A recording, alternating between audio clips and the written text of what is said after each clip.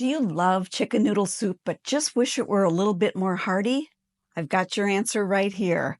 This delicious soup is a rich chicken broth full of tender veggies and meat, and instead of pasta, it uses barley for a whole grain solution that is both filling and delicious. Best part of all, I make it with the Instant Pot, so it's ready in minutes instead of hours. Let me show you how it's done. Of course, we need some chicken, as well as some chicken broth, some barley. For veggies, I use celery, carrots, onion, and 1 russet potato. A couple of garlic cloves, some parsley, thyme, salt and pepper, and also a bay leaf who didn't actually make the photo. So to start, I just like to get all the veggies ready. So, of course, we need to peel that potato and then chop it up into nice bite-sized cubes. I will set this aside in a bowl because they get added separately from the other vegetables. And then I do the carrots. Now, the carrots I did not peel. Sometimes I do, sometimes I don't. You know, the word is... a lot of nutrients are in the skin of a carrot. So if your carrot is mostly clean enough that you can get it fully clean by just scrubbing, I try to do that. Sometimes it's actually faster just to peel the darn thing, but in this case, I just scrubbed, and I'll add that extra nutrition to my soup. I do the similar process with the celery, just clean that. I like to cut these lengthwise first and then crosswise to make a nice dice. Then once you have the celery and carrots, all we need are some onion. Again, I like to cut it kind of crosswise. First, I make all these cuts the one direction and then turn the onion, cut it the other direction, and it's just a nice, easy way to get your onion all diced up with the minimum amount of fuss. Once you have all those vegetables ready, we just start with the Instant Pot. Turn it to the saute setting and add a little bit of cooking oil. Then I add in those last 3 vegetables, the onion, celery, and carrots. Saute them for about 3 to 5 minutes just to get them to get kind of on the soft side, and then add the garlic. Garlic only needs about 30 seconds of sautéing. You just want to kind of get the raw taste off of it, and you'll notice from the fragrance of it that you've succeeded. Then once you have that there, add in the barley and give that a stir. This is just to kind of coat the barley, get it warmed up and the cooking process started. And then once you've got that barley stirred in, we'll start adding the other ingredients. First, that potato that's been patiently waiting alongside the Instant Pot, and then the chicken. So I am using bone-in chicken thighs. I am using bone-in because I think the bones add a ton more nutrients to this soup, as well as taste. If you've ever explored bone broth, you'll understand why. I really feel like it's worth it, you know, because you have to do more processing at the end of this because of the bones, but I like what it does to the soup. Then I add in the spices, including the bay leaf, and then the only other thing to add is the liquid. We do need some liquid, so I add an entire carton of chicken broth.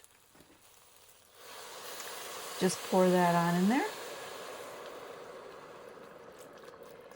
And what you'll see is this amount of chicken broth just kind of mostly submerges everything. And that's just enough.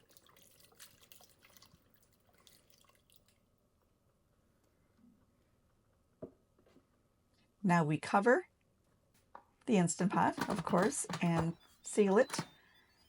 And then set the cycle to 8 minutes on high pressure.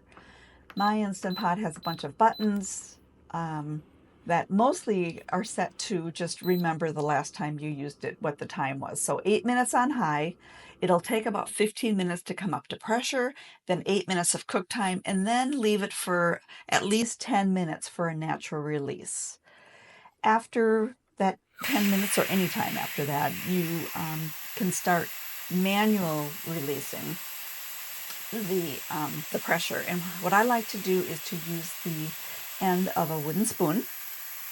Start using that to push down on that float valve to start releasing the pressure, and then I flip my little seal valve. Now there are a lot of different models of Instant Pot. Some have this button you push. There's a lot of different ways to do this. But anyway, on mine, because I have this float valve as well as this little turny valve, I like to help things along a bit with a wooden spoon. I think it just gives me the illusion I have a little more control over it or something. But it does help speed it along because it gives that pressure another escape route, if you will, just to get this done. You know the pressure is released when you take that wood spoon away. You can see the valve just kind of keeps popping up. That means there's enough pressure in the Instant Pot to push that up. So keep doing this until the float valve is down and stays down, and that's when you know the pressure is gone and there's enough released that you can open this up. You might get a face full of steam, but as you can see, this is still bubbling. My Instant Pot also has a keep warm setting, so it keeps things bubbling even while the pressure is releasing. And then I'm going to remove those chicken thighs from the Instant Pot because, of course, we have to deal with them. And the first step is really to get them out of that hot liquid and give them a chance to cool down a little bit. And then I also like to take a spoon and just get out some of that barley and give it a taste. The barley it has a little bit of a chew to it, but it should be cooked. It always is for me, but it's a good time to just verify that.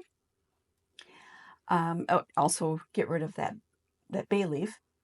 But basically, like I say, the barley should be all the way cooked through and ready to go. If you feel like it needs more time, you can always turn the Instant Pot back up to saute and let it boil some more.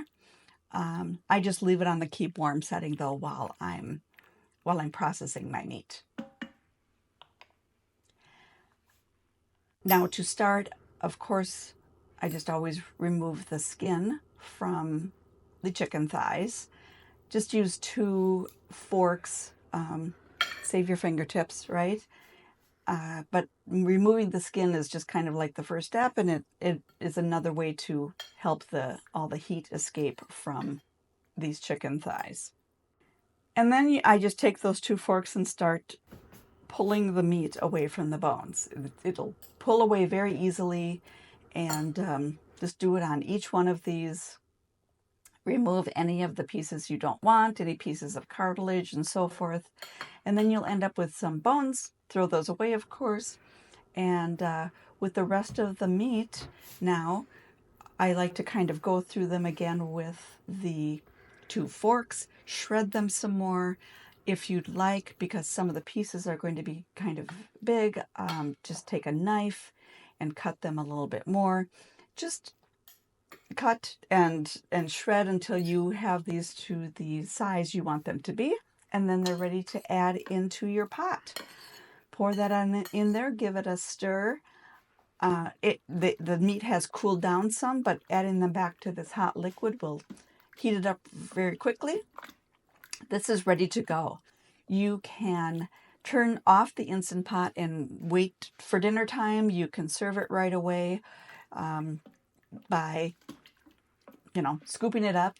Like I say, if you let it cool down, you just cover it and then turn the Instant Pot back up to saute, and it'll heat this up very, very quickly.